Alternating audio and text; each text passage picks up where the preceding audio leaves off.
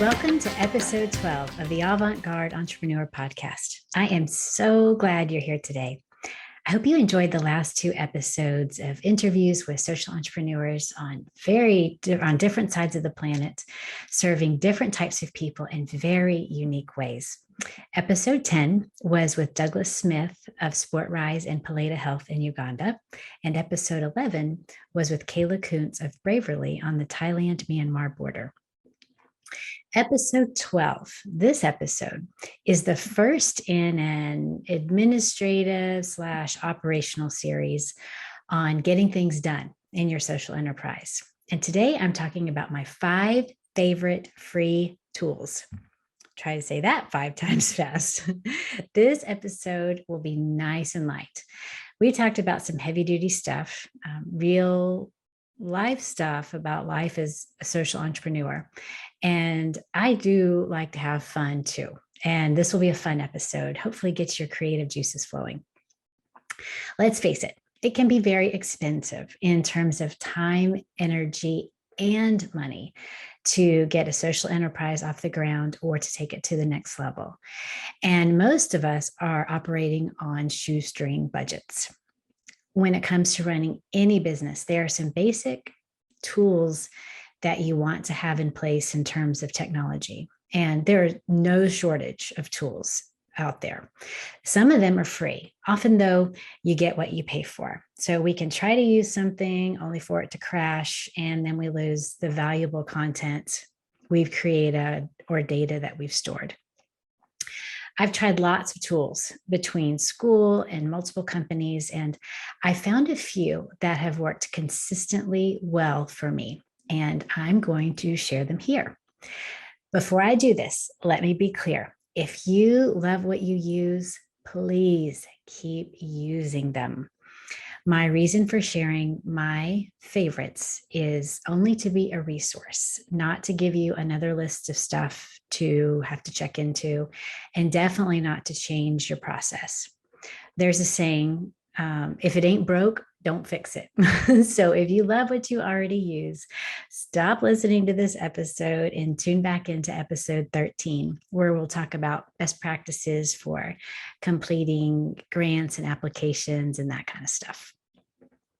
However, if you feel something is broken or not as good as it could be, keep listening. So I'll give you my list, and then I will break each one down into more detail. So in order that I'm going to talk about today, Evernote, Google Drive, Asana, Canva, and Linktr.ee. Each of them has a free version, and each of them has a different function. So here we go. Number 1, Evernote. Evernote is my brain dump / holding tank for all my ideas and everything I have that's happening or I want to happen. The website is Evernote.com. That's EVERNOTE.com. I'll link all these to the show notes, but I know sometimes you like to just look at it right away. So I will have all these in the show notes, but that's how you spell it if you wanted to look at it.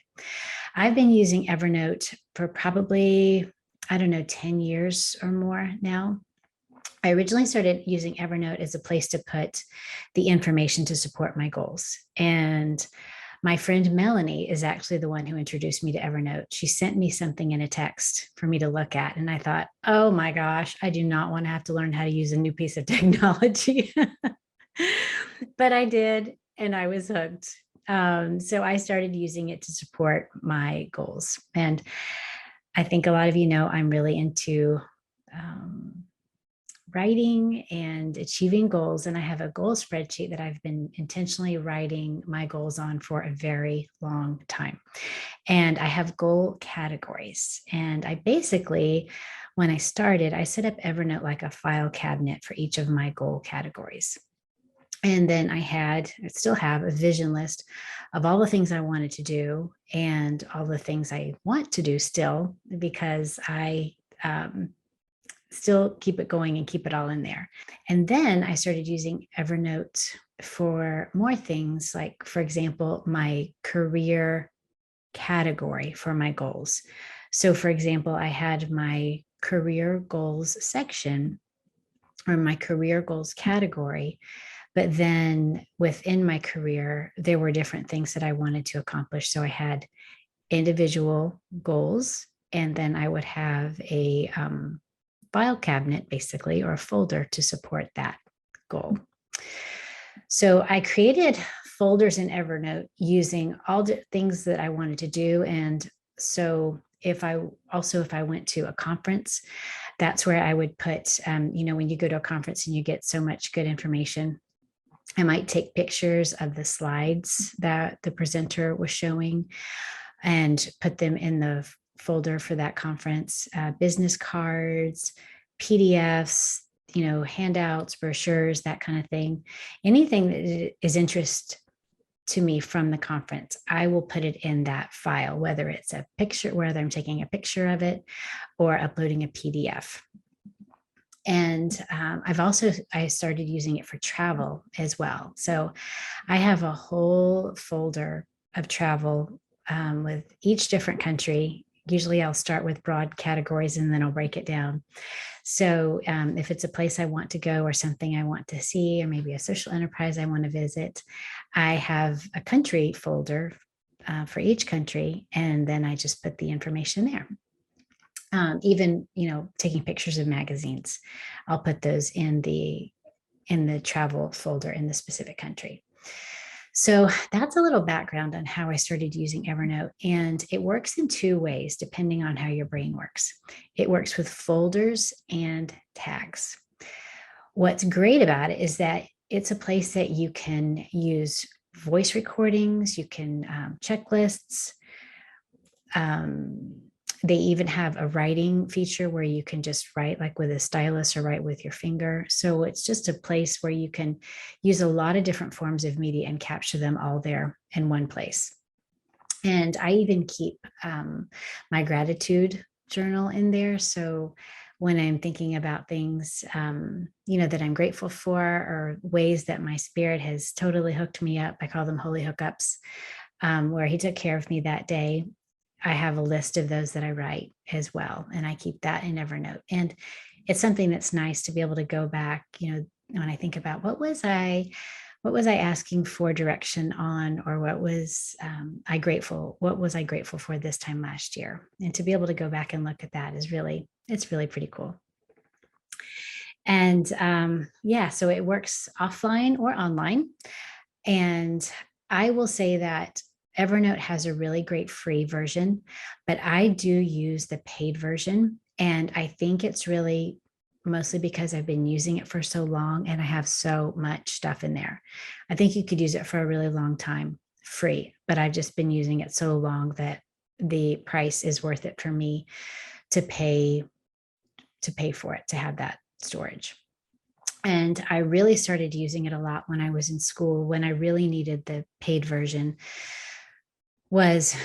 My gosh, I read hundreds and hundreds and hundreds of articles about international business, all kinds of different topics, social enterprise. And so I still have all those articles in there. And then I tag them. So I would tag them based on country, the type of social enterprise, whether they offered vocational training, which is my specialty. So I've used it. It's very functional and very useful for me. So again, you could use it for a long time with the free version, and it really is kind of a brain dump, a place for you to just put everything, so that if you ever wonder where anything is, you just know that it's in Evernote. And again, that is evernote.com. My second favorite free tool is Google Drive. Now, what do I do with all the stuff that goes into Evernote? And once I'm ready to use it in some way or another, my next favorite tool is Google Drive. So I will admit it took me a while to get used to Google Drive, because I spent so much of my life in Word and Excel, because that was what was required in school. And also pretty much all the work I had done in business, everything had been in Word documents. And Even though Google has been around a long time now, it did take me a while to make the migration over, and I do love it. Number one, it's free, which is always great. And number two, even better, it's functional. It really works well for me. So I use Google Docs, Google Sheets for spreadsheets. Although I have to say, I still use Excel quite a bit for spreadsheets, but I do like the clean look of Google Sheets.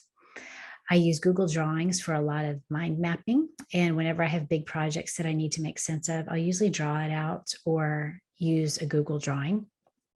And I also use Google Slides for presentations. So it's just accessible to everybody. As long as you're online, it's going to auto save, which is great. And I know a lot of you use it, so I don't really need to go on much about it, but I definitely recommend it, and I definitely use it in my daily life. My third favorite free tool is Asana. Now, I have my brain dump into Evernote. I have my Google Drive and all of my documents for once I get things out of Evernote.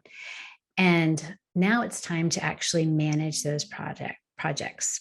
So when it comes to managing my projects and managing things in my business, my favorite tool is Asana. The website is asana.com. That's spelled ASANA.com. It is also free. They do have a paid version, but I use the free version and I can do a lot with it. Now, I'll admit I use my calendar and my other client contact software, my contact relationship management software for my other business. Pretty much, I do most everything in that because that is what is the business that pays for what I get to do here with you guys. So I do a lot, kind of my everyday business, my other businesses in that. And I do use something that is specific to the industry that I primarily work in. But when I'm talking to you and when I'm managing projects for Trisha Bailey PhD or for anything that's avant-garde entrepreneur related, I use Asana. It just has a really nice, clean look. You can invite other people to join and work in your project for free.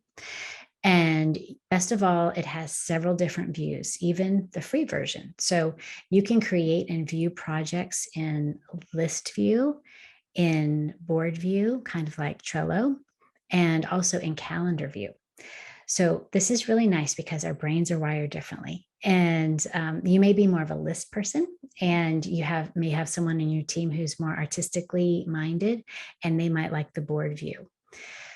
So when I'm using it alone, I often go back and forth between the calendar and the list view. So I might create a timeline using the calendar, and then I go to those items in the list and I add the details of the project. So if you are an army of one, which many of you are, then you can just sign up by yourself. But if you have other people or friends that you want to collaborate with or to be involved in your business, or who are already involved in your business, then you can invite them to work on projects. You have the ability to upload files, leave notes, basically track projects in real time. And you can put the details of a project in the list view, and then, kind of like as you're thinking about, okay, I need to do this, this, this, and this, and then you can go back and add the details. And it's super easy to move things around in the list. It's almost impossible to quote unquote break it. When we talk about using new technology, it's like, how can I be sure that I'm putting this in and I'm doing it right and I'm not going to delete it? With Asana, it's pretty hard to break it. So that's a very, very good thing. If you want to assign a task to another person, then you can do that, and then they can add the details of what they've done and you can see the details.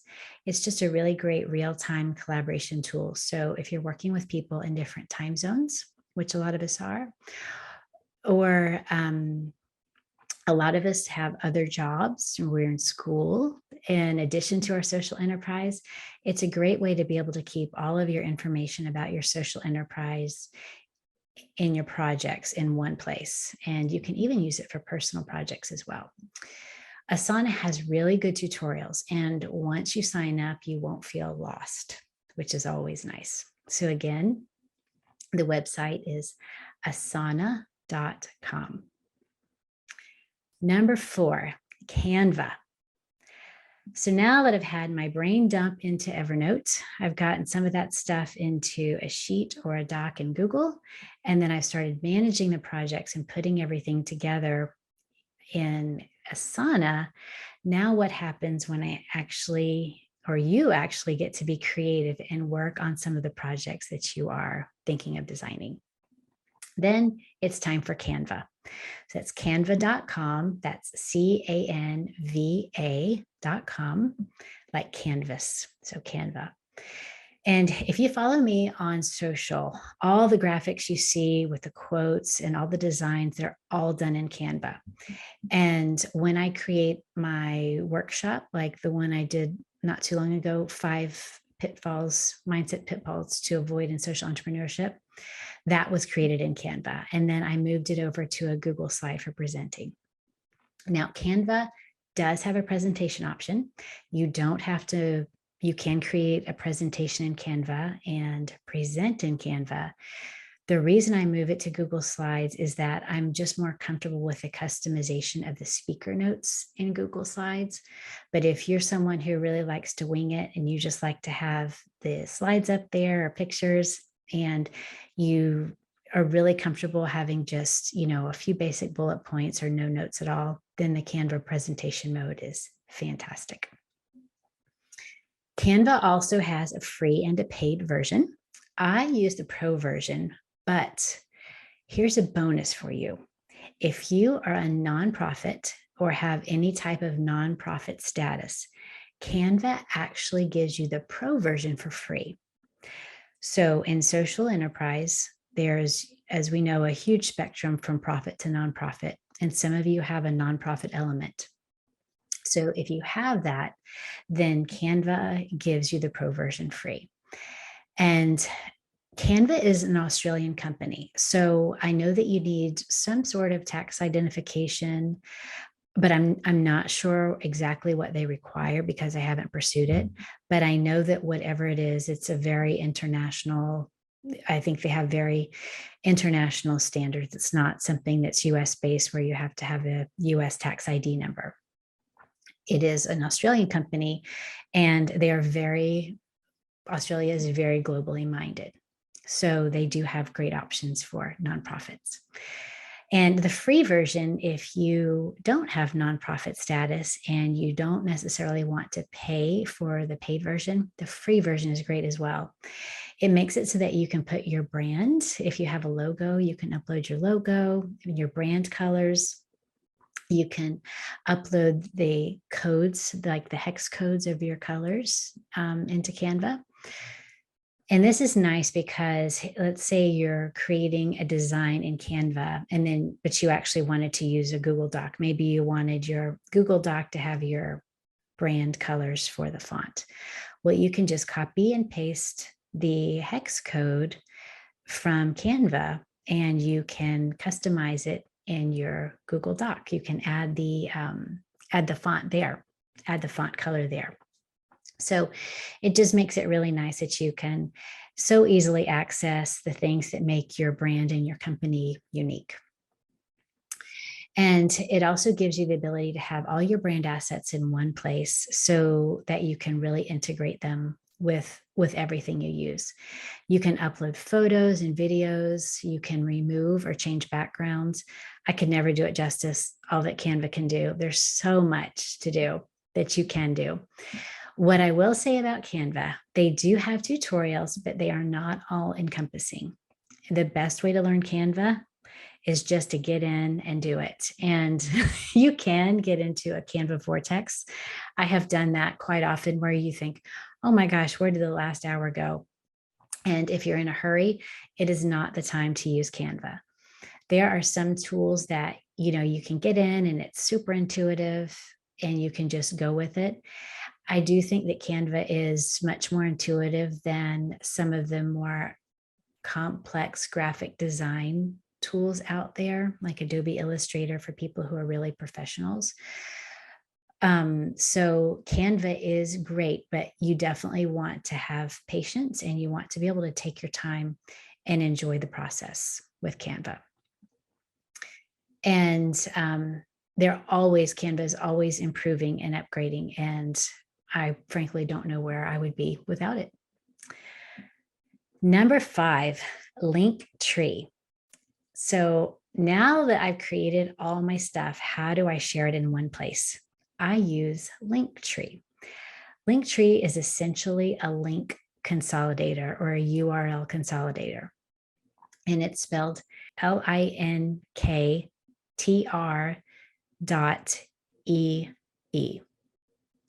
And it's basically one URL, which you can customize with your name or brand, that contains all the links that you might want to share with others. So if you follow me on Instagram, when I'm posting about the podcast, you'll see link in bio. And the link that I put in my bio line is actually to my Linktree. And I'll put Linktree in the show notes as well. But it's really great. I'll put my Linktree in the show notes and then also the Linktree website in the show notes, because it's really fun to see how people use it.